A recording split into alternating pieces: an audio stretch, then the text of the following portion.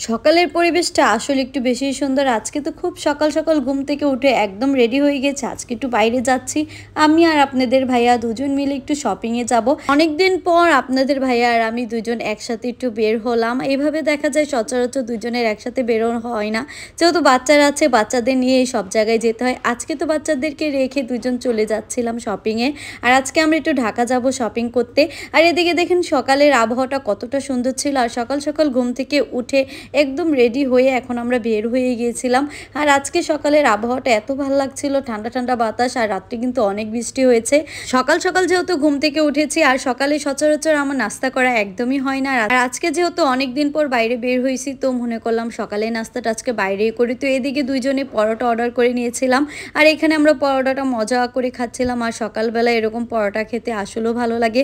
আর এমনিতে যেহেতু সকালে নাস্তা করাটা আমার তেমন একটু ভালো লাগে না, কিন্তু আজকে আপনাদের ভাইয়ার সাথে সকালের নাস্তাটা করতে আসলেও ভালো লেগেছিল। তারপরে এখানে আমরা বাসে উঠে যাই।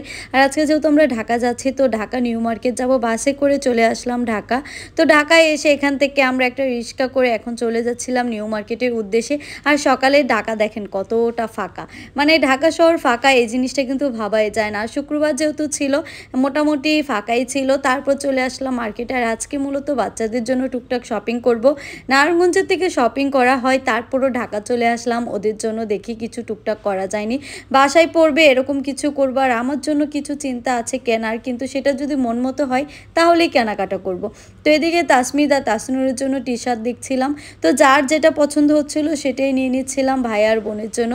এদিকে তো তাসমিদের জন্য এখান থেকে 3টা প্যান্ট আমার পছন্দ হয়ে যায়, আর এখান থেকে আমরা 3টা প্যান্ট নিয়ে নিই। আর তাসমিদের জন্য কিন্তু টি শার্টও নিয়ে ফেলেছি। মানে তাসমিদের মার্কেটটা মোটামুটি তাড়াতাড়ি হয়ে যায়। আসলে মনে হয় ছেলেদের মার্কেট একটু তাড়াতাড়ি হয়, আর মেয়েদের মার্কেটটা করতে এতটা সময় লাগে।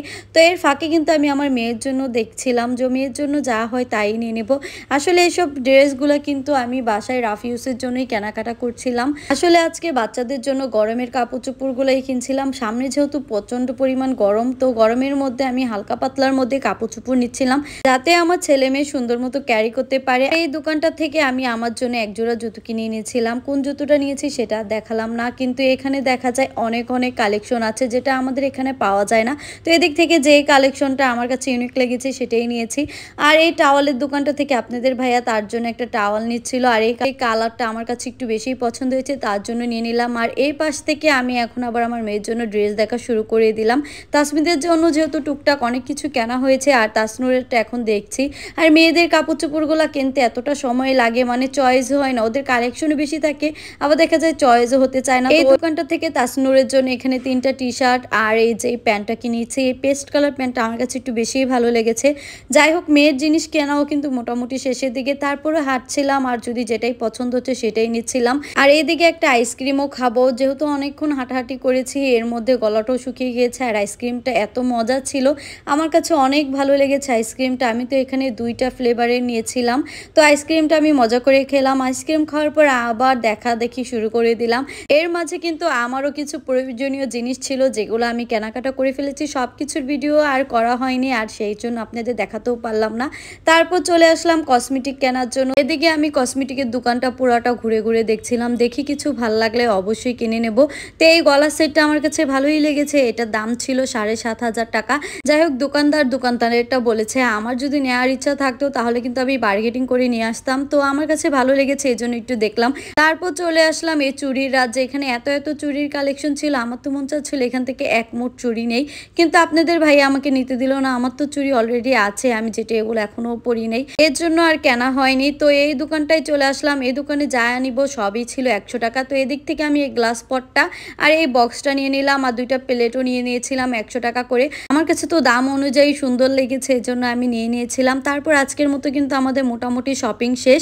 আপনাদের ভাইয়া কিন্তু শপিংয়ে আসলে তেমন একটা ঘোরাঘুরি করতে চায় না। আমার তো অনেক ঘোরাঘুরি করে জিনিস কিনতে ভালো লাগে, কিন্তু আপনাদের ভাইয়ার জন্য তাড়াতাড়ি করে এখন বাসায় ফিরতে হবে, যেহেতু বাচ্চাদের রেখে গিয়েছি। তো খুব অল্প সময়ের মধ্যে অল্প কিছু কেনাকাটা করে এখন বাড়ি ফেরার পথে এই তো দেখতে পাচ্ছেন শহীদ মিনারে কিসের একটা অনুষ্ঠান হচ্ছে।